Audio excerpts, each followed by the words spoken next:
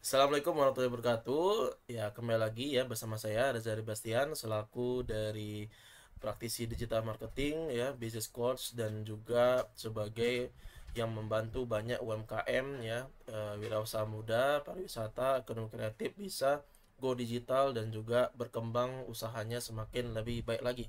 Nah, pada kesempatan kali ini ya, saya akan membahas hal yang sangat terpenting ya di pembahasan tentang pariwisata ataupun wisata ya, yaitu adalah bagaimana caranya kita membuat paket wisata, strategi paket wisata untuk membantu promosi ataupun datangnya wisatawan ke tempat pariwisata kita ataupun desa wisata kita.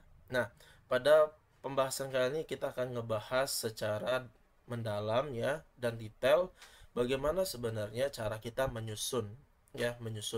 Nah, sebelum saya lanjut, silakan buat teman-teman yang belum subscribe, silakan subscribe terlebih dahulu ya, agar saya semakin semangat kontennya dan juga teman-teman bisa mendapatkan ilmu-ilmu bermanfaat di kemudian hari. Oke, kita langsung saja masuk ke pembahasan tentang bagaimana strategi paket wisata. Nah, yang menjadi paling dasar setiap ada para penggiat ya, penggiat dari Pok Darwis ya bertanya kepada saya, bagaimana caranya Coach Reza cara agar kita bisa menentukan cara wisata kita ini sebenarnya bergerak di bidang A atau di bidang B. Nah, maka yang pertama kali ya, ketika saya menjawab itu pertama kali saya tanyakan adalah saya jawab adalah teman-teman harus menentukan dulu ya, ini dimanapun ya, target market. Utamakan target marketnya itu maunya apa.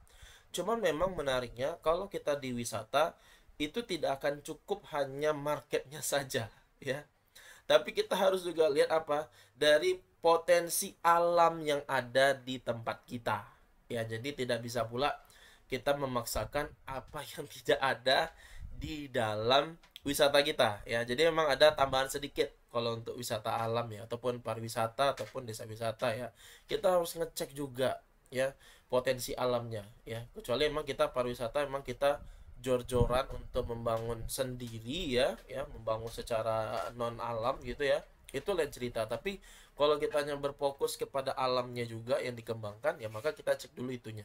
Nah, setelah itu baru kita tentukan target marketnya. Nah, yang pertama itu adalah apakah itu wisatawan keluarga, orang-orang yang ingin pengalaman edukatif dan aktivitas yang aman untuk anak-anak. Jadi memang wisata ini khusus untuk keluarga. Saya juga ada salah satu contoh wisata ya, yang dimana saya melihat waktu itu mereka bingung ya, mereka bingung kira-kira tempat wisata saya ini bagusnya mau diapain ya. Terus saya bilang boleh boleh boleh kasih saya waktu beberapa hari ke depan, saya sambil datang ke sini secara rutin ya, nanti saya baru bisa menjawab kayak gitu, saya bilang kepada mereka sebagai pengelola. Kemudian saya lihat perkembangannya, saya lihat pertama tuh saya lihat dari segi jarak tempuh ya, jalan jalan ke sana. Jadi di sana tuh kebetulan adalah perbatasan antara kota A sama kota B, jadi dia di tengah-tengah. Oke, satu saya dapatkan. Yang kedua, saya melihat ketika orang-orang datang, pengunjung datang ke sana, mereka itu selalu dan pasti 90% deh, kalau kalau misalnya presentasi ya, itu pasti bawa keluarganya, rame banget ya. Seminimalnya itu adalah mereka membawa anak dan istrinya lah kayak gitu. Yang sering itu adalah keluarga besar ya, jadi keluarga besar ya, keluarga besar kayak gitu. Nah, di lain sisi yang market berikutnya saya ngelihat, oh ternyata ini ada komunitas komunitas A, komunitas B, komunitas C itu mau datang, itu datang ke sana.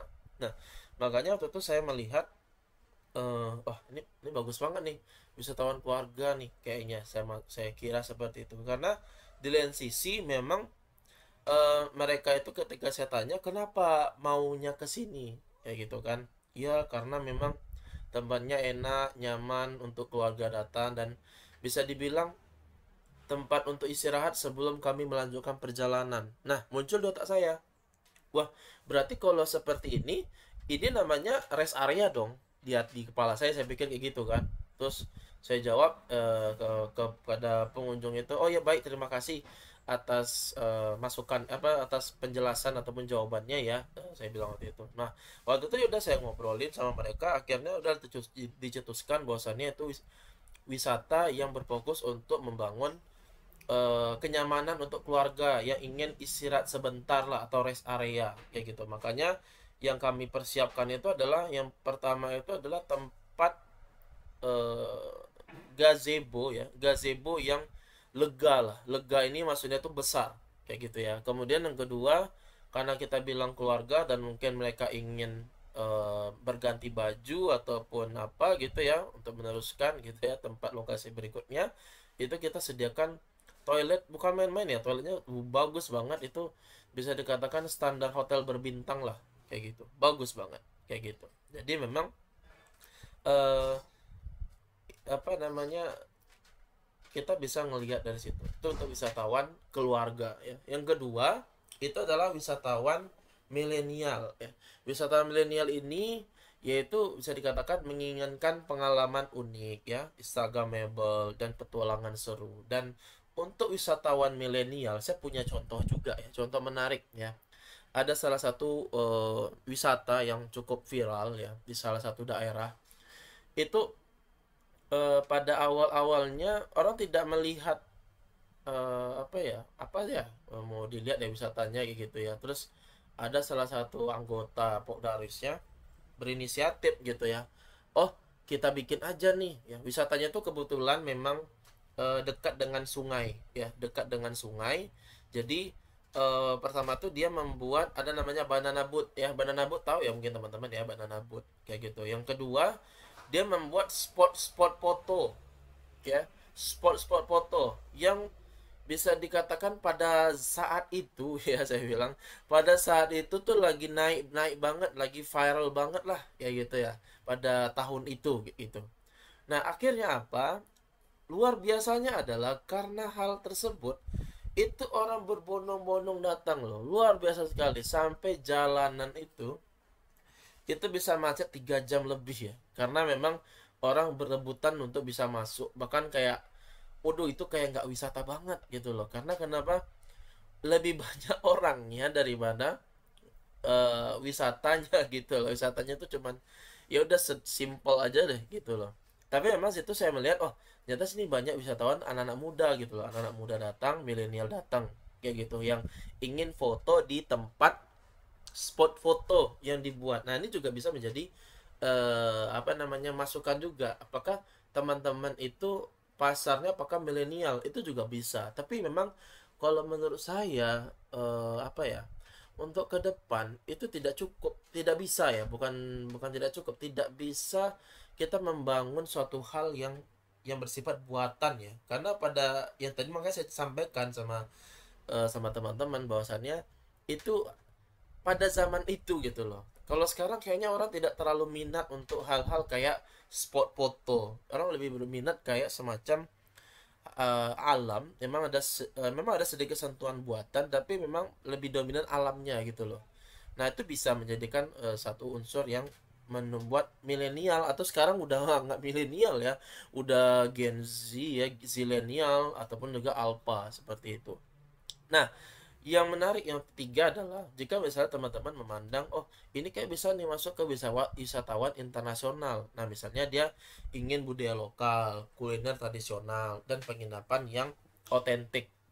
Nah jangan salah loh teman-teman, kalau kita bicara penginapan, mohon maaf, wisatawan internasional ya, wisatawan internasional itu berarti kita bisa melihat, oh ternyata wisata yang kita miliki ini berarti bisa dikunjungi oleh orang asing. Nah waktu itu ada salah satu wisata yang saya lihat. Kenapa saya bertanya ya, kenapa kenapa Mister gitu ya, kenapa Mister Anda datang ke wisata ini gitu loh. Ternyata setelah saya pelajarin, saya pelajarin dan dia menjawab, oh iya, saya sangat cinta banget dengan daerah ini gitu, karena daerah ini ada daerah yang memiliki sungai dengan kedalaman yang sangat dalam sekali di Indonesia, makanya saya tertarik. Dan memang ketika saya datang saya sangat takjub sekali kayak gitu ya. Emang kalau orang orang asing itu suka apa ya, memujinya kadang-kadang, terkadang ya, walaupun nggak semua tuh sangat tinggi sekali gitu ya. Karena kita ngerasa kayaknya kayaknya biasa-biasa aja deh sungainya gitu, tapi ya itulah seperti itu juga kita bisa cek ya, bisa kita masukkan juga, tapi emang kembali lagi teman-teman, kira-kira sesuai nggak. Kemudian keempat, wisatawan lansia. Berarti kalau misalnya kita memfokuskan wisata kita untuk orang lansia, berarti harus ada kenyamanan, kenyamanan yang sesuai dengan lansia tersebut kayak gitu ya, aksesnya juga nyaman kayak gitu. Atau mungkin wisatawan yang lainnya kayak gitu. Ini sebagai berbagai macam contoh ya yang bisa teman-teman terapkan. Nah, ini baru pertama nih ya, baru poin pertama. Jadi coba dicek dulu, coba diidentifikasi dulu, pastikan kira-kira layaknya ini apa. Karena nanti akan berpengaruh ya. Ini kalau teman-teman nanti promosi ke digital, digital marketing itu berpengaruh ke postingan, berpengaruh ke logo juga, berpengaruh ke tagline juga, berpengaruh juga ke namanya jargon, berpengaruh juga ke uniform, seragam, maksudnya seragam kayak gitu dan lain sebagainya. Itu pengaruh. Makanya jangan salah ya loh. Kenapa saya bahas ini? Ya karena ini ada pengaruh juga ke digital marketing gitu loh. Jadi teman-teman jangan ngerasa ya udah sih kita konvensional konvensional, enggak. Ini penting juga. Ini target market. Ini menjadi dasar. Tolong banget saya harap buat teman-teman pas fokuskan ke target market. Nah, ada juga contoh-contoh strateginya ya untuk tambahan ini ya. Itu adalah kita buat segmentasi dulu, segmentasi ya. Kalau teman-teman belajar tentang apa namanya ilmu marketing ya, tentu segmentasi ini penting gitu ya. Tadi juga sudah saya bahas. Misalnya pakai berdasarkan usia, kebutuhan dan minat mereka. Contohnya misal ya, paket wisata yang bisa diberikan apa? Paket keluarga edukatif 2 hari 1 malam ya gitu ya, atau paket petualangan milenial misalnya gitu ya, 3 hari 2 malam ya gitu ya. Karena memang kenapa ada bermalam ya, karena kita pun punya homestay. Kita bicara tentang ini pariwisata ya, desa wisatanya gitu loh. Jadi ini ada homestay gitu, jadi bukan sebentar gitu ya. Jadi pastikan mereka ada bermalam lah, biar mereka bisa menikmati suasana alam yang ada di wisata kita seperti itu. Nah, yang kedua yaitu adalah rancang paket wisata yang unik dan otentik ya. Jadi wisatawan ya, pengunjung itu ya datang mencari pengalaman yang berbeda dari destinasi lainnya.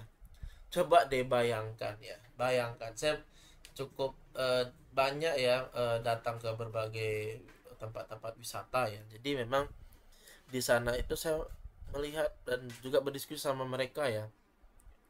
Dan rata-rata jawabannya sama gitu loh.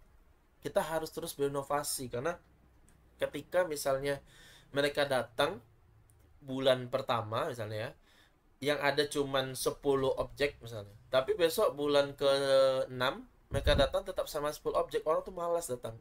Karena kenapa? Karena sudah berfoto atau sudah menikmati fasilitas dari wisata yang kita berikan. Ya enggak?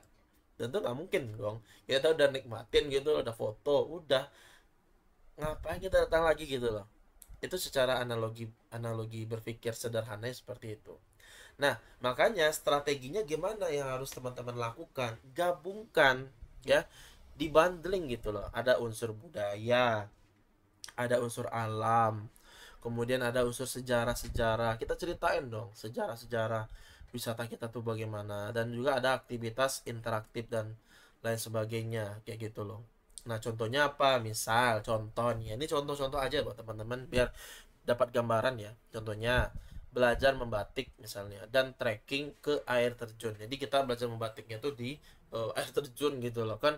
Menarik ya, yang orang datang biasanya wisata untuk membatik itu hanya di satu rumah, sekarang tuh kita bawa mereka ke dekat air terjun. Barangkali wisata kita itu punya air terjun yang sangat cantik sekali misalnya, jadi kita bisa sambil membatik sambil menikmati air terjun kayak gitu loh. Kan bagus ya, bagus banget kan kayak gitu. Yang kedua misalnya, petik buah langsung dari kebun ya, dan memasak makanan tradisional. Mungkin kalau kita bicara metik buah itu udah banyak ya, saya rasa teman-teman udah pada tahu ya. Misalnya petik buah langsung dari kebun misalnya, itu kan kayak udah paham ya. Udah tahu lah kita pasti ya. Tapi apakah ada yang memasaknya langsung misalnya, atau mungkin membuatnya menjadi salah satu hasil yang berbeda misalnya gitu lah, buahnya dikombinasikan dengan apa misalnya, ataupun sambil kita menikmati alam sekitar, itu bisa. Kemudian yang ketiga adalah menginap di rumah adat. Nah, kalau ini bagi orang-orang yang suka wisata wisata budaya kayak gitu ya. Jadi nginap di rumah adat, dan tidak hanya nginap ya. Jadi ada juga orang kadang-kadang ya udah nginap rumah adat gitu. Jadi homestaynya di rumah adat gitu ya. Tapi kurang dapet gitu. Maka harus ada inovasinya. Inovasinya apa? Menikmati tarian tradisionalnya di malam hari. Jadi nggak hanya menginap saja tuh, ada tarian tradisionalnya. Ingat kata kuncinya, kita harus memberikan pengalaman yang berbeda dari destinasi yang lain. Ingat, orang pada banyak sekarang bikin destinasi wisata. Jangan sampai kita membuat wisata yang begitu-begitu aja. Semoga 3 contoh ini bisa tergambar ya, kayak gitu.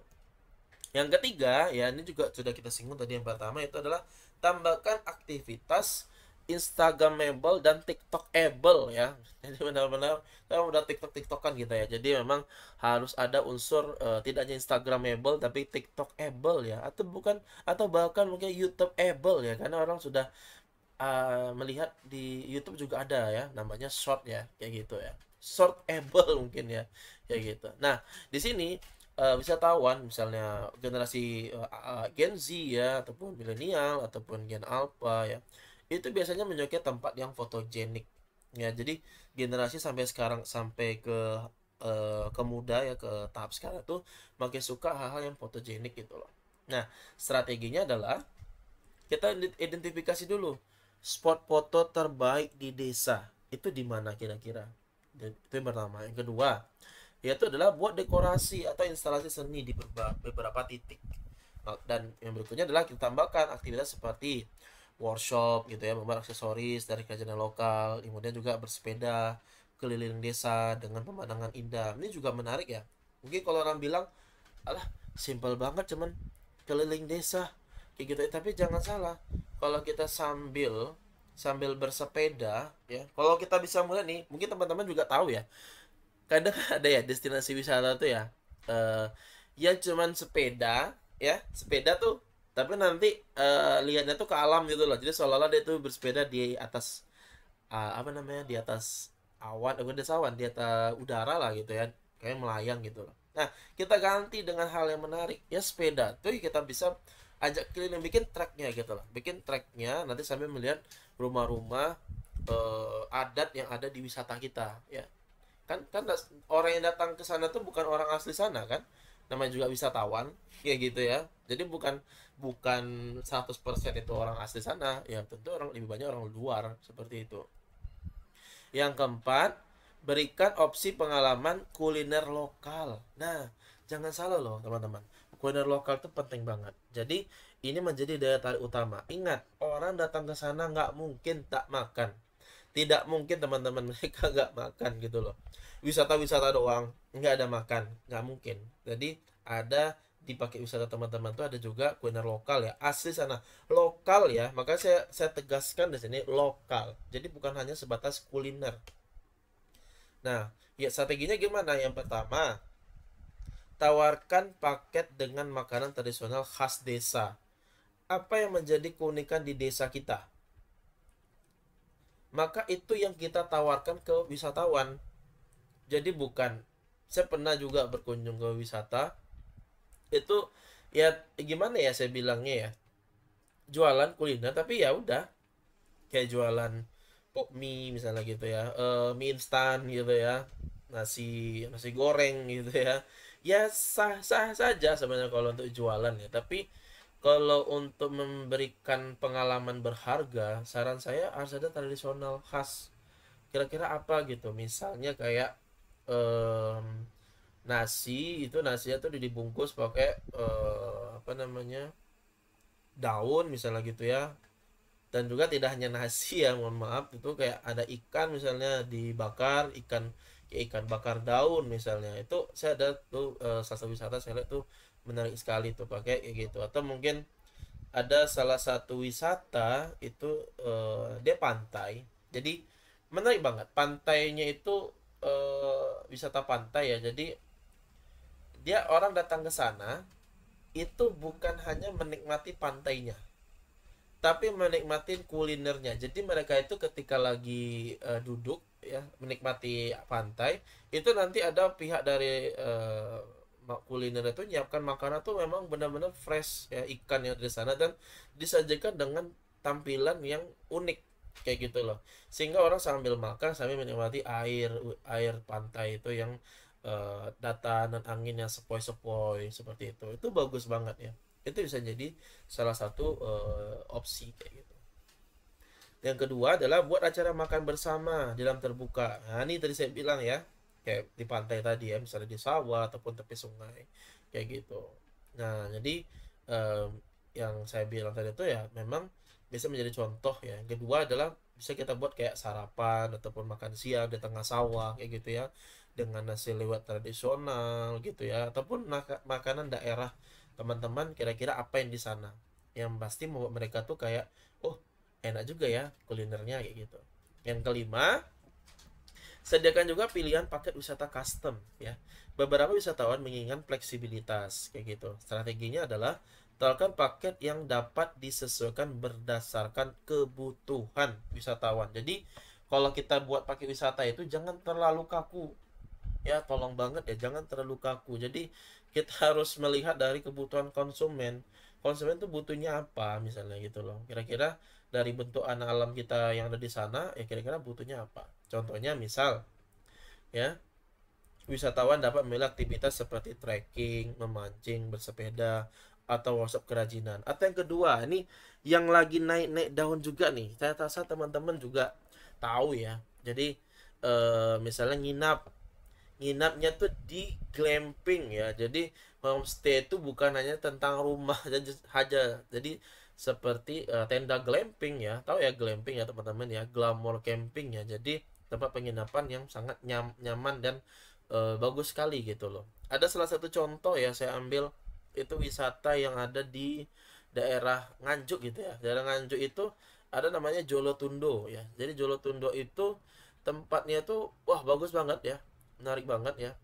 Jadi tempatnya itu memang dia menyediakan tenda tenda glamping ya. Jadi bukan hanya tenda sederhana di glamping yang dimana kita bisa menikmatin sajian ataupun alam ya, sajian alam yang ada di sekitaran di sana, sambil melihat ada air yang mengalir di tengah. Kemudian nanti kalau misalnya yang tidak menginap di kemahnya itu, nanti di bagian atasnya itu kita bisa sambil duduk bersantai sambil melihat orang yang lagi di kemah ya. Dan glampingnya pun juga berbagai macam hal ya, ada yang kecil, sedang, besar, ada untuk yang untuk acara kayak gitu ya, besar sekali. Jadi memang itu bisa menjadi salah satu opsi gitu loh. Jadi lihat aja dari apa namanya, apa yang lagi tren. Kebetulan memang yang lagi tren satu glamping ya, kita nggak tahu ke depan ya apa yang lagi tren ya. Jadi teman-teman penggiat wisata juga harus bisa beradaptasi ya. Jadi jangan terlalu kaku banget untuk udah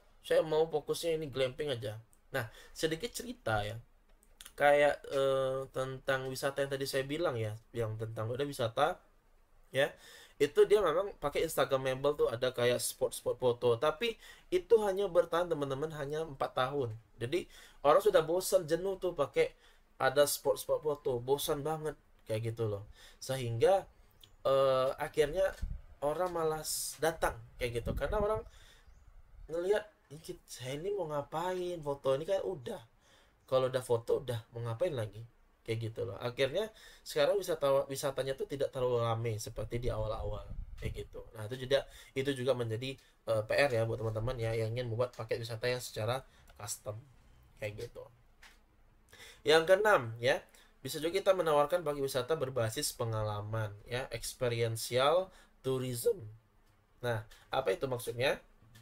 Yaitu adalah wisatawan modern ya, wisatawan ya yang sudah di apa namanya kota lah, ibarat wisatawan yang ada di kota gitu, ibu kota misalnya gitu ya, dia ingin terlibat langsung dalam aktivitas dari kegiatan kita, Maksudnya gimana? Kita memberikan pengalaman ya, pengalaman langsung seperti yang pertama ikut serta dalam upacara adat ya di desa kita misalnya. Kedua misalnya bisa contohnya kayak bercocok tanam bersama petani lokal ya. Coba nanti tonton ya materi saya tentang perbedaan antara desa wisata, pariwisata sama wisata desa. Itu saya bahas tentang salah satu wisata desa yang ada di Bali itu ya, menanam ya gitu. Coba nanti ditonton lagi ya videonya ya. Yang ketiga ya, belajar membuat tempe tradisional dari nol. Lo bayangin loh, orang kota misalnya suruh bikin tempe tradisional gitu loh. Saya dulu waktu zaman mahasiswa ya, Insya Allah saya bersyukur sekali waktu itu sempat dibawa oleh dosen ya, praktikum lapangan itu pembuatan tempe sama pembuatan tahu. Itu wow, masya Allah banget gitu loh, luar biasa. Itu menjadi pengalaman yang tak terlupakan ya, tak terlupakan karena memang saya pikir mudah bikinnya, ternyata tidak semudah yang saya pikir gitu loh. Karena itu pembuatannya dalam skala skala besar ya, kayak gitu. Yang ketujuh adalah berikan nilai tambah ya ataupun added value. Nah, wisatawan ataupun mereka yang datang ke tempat kita itu cenderung memilih paket dengan nilai lebih. Jadi memang sekarang kita selain dari pengalaman ya, kita harus memberikan suatu nilai ya kepada konsumen kita ataupun wisatawan kita. Strateginya gimana? Misalnya kita bisa memberikan tawarkan souvenir gratis dari desa. Yang kedua, kita bisa berikan diskon untuk kunjungan kedua atau kunjungan keberapa deh, atau bisa bikin kayak macam kartu member. Tahu ya kartu member ya teman-teman ya, kartu member nanti misalnya kunjungan kelima tuh gratis misalnya, atau nanti kunjungan kedua free water drink gitu ya, water drink ya, water drink gitu loh. Nah yang dan lain sebagainya, silakan ya, nilai tambah itu teman-teman, itu bisa kayak gitu. Sedikit cerita juga, ada salah satu wisata yang saya kunjungi, tapi ini wisatanya memang wisata yang buatan, bukan buatan ya, wisata yang memang ada lahan dibuat oleh orang swasta gitu ya. Itu menarik banget. Jadi waktu itu masuk itu ada dua paket ya, dua paket. Paket yang pertama itu paket reguler namanya. Harga 30.000 teman-teman. Yang kedua itu paket harga 50.000. Nah, pasti teman-teman bertanya dong, apa yang membedakan antara paket pertama dan paket kedua, ya kan? Nah, yang pertama itu tidak semua fasilitas kita bisa nikmatin. Jelas dong, reguler kayak gitu ya. Nah, yang paket kedua ya, itu kita bisa menikmati seluruhnya. Bahkan kita bisa mendapatkan kendaraan gratis ya untuk keliling. Jadi memang saya bisa katakan wisata ke sana tuh capek banget. Kalau jalan kaki tuh ya, saya bisa katakan tuh bisa turun 5 kilo deh. Beneran, beneran. Karena jalan tuh daki banget tuh. Daki itu turun gitu loh. Tapi kalau nggak hati-hati nanti bisa bisa kesenggol sama kendaraan yang gratis yang saya bilang ya, untuk yang VIP gitu lah. Jadi harus hati-hati gitu loh. Jadi memang eh, alhasil ya, orang untuk apa ya, untuk mengambil atau apa ya, untuk menikmatin wisata di sana mau nggak mau harus apa, harus ambil VIP karena memang semua fasilitas bisa didapatkan gratis. Kalau reguler kita hanya bisa masuk dan nggak semua bisa dinikmatin. Kalau pengen nikmatin juga ada biaya tambahan. Misal kita ambil reguler 30.000. Nah, nanti ketika kita misalnya mau nikmatin wisata apa namanya, spot ataupun ke spot ya, tempat wahana lah ya saya bilang ya. Wahana tertentu itu bayar lagi. Misalnya bayar itu 50.000. Nah, kalikan aja 30.000 tambah 50.000 udah 80.000. Jadi ibaratnya kita harus ngambil VIP supaya apa? Supaya gratis. Nah, seperti itu teman-teman. Nah, yang ketiga itu adalah sediakan dokumentasi, foto atau video profesional selama perjalanan. Yang keempat, menawarkan transportasi gratis dari kota terdekat. Yang ke-8, tentukan harga yang kompetitif. Harga paket harus seimbang dengan pengalaman ditawarkan. Strateginya, riset agar paket wisata dari desa lain sebagai perbandingan. Buat paket dengan harga fleksibel, pakai ekonomis. Untuk backpacker, paket premium untuk wisatawan yang menginginkan pengalaman eksklusif. Nah, ini tadi saya sebut ya, untuk masalah harga ya, itu sudah saya jelasin tadi. Yang 9, kolaborasi dengan pihak ketiga. Jalan kerjasama untuk memperluas jangkauan pemasaran. Kerjasama dengan agen perjalanan, tour travel ya, platform online, travel agent ya, OTA ya, OTI, OTA ya, dan influencer. Dan kolaborasi dengan hotel atau homestay terdekat dan libatkan komunitas lokal untuk memberikan pengalaman otentik. Yang ke-10, pemasaran digital yang menarik. Promosi digital adalah kunci untuk menjangkau lebih banyak. Ya, ini juga teman-teman juga bisa nikmatin ya. Strateginya ya bisa buat konten menarik di media sosial, foto, video, testimoni, kemudian memanfaatkan GMB ya, Google My Business untuk meningkatkan visibilitas online. Yang ketiga, gunakan iklan berbayar di media sosial seperti Facebook, Instagram, dan TikTok. Yang keempat, buat website resmi dengan informasi lengkap paket wisata. Ini bisa, tapi ini memang teman-teman juga harus konsisten juga untuk membangunnya, karena ini juga bisa menjadi ladang juga ya untuk memberikan promosi juga seperti itu. Nah, ini dia contoh paket wisata yang bisa teman-teman terapkan. 3 hari 2 malam dengan tema ya, temanya eksplorasi desa budaya dan alam. Nah, hari pertama penjemputan di kota terdekat, ya. Yang kedua menginap di homestay lokal. Yang ketiga tur keliling desa dan kunjungan ke rumah adat. Ya, karena kita nih explore desa budaya gitu. Yang keempat makan malam tradisional. Nah, hari kedua kita trekking nih ke air terjun ya. Kemudian workshop membuat kerajinan tangan. Ketiga adalah makan siang di kebun dengan menu tradisional. Yang keempat bersepeda sore hari di sekitar desa. Nah, hari terakhir sarapan dengan pemandangan sawah ya.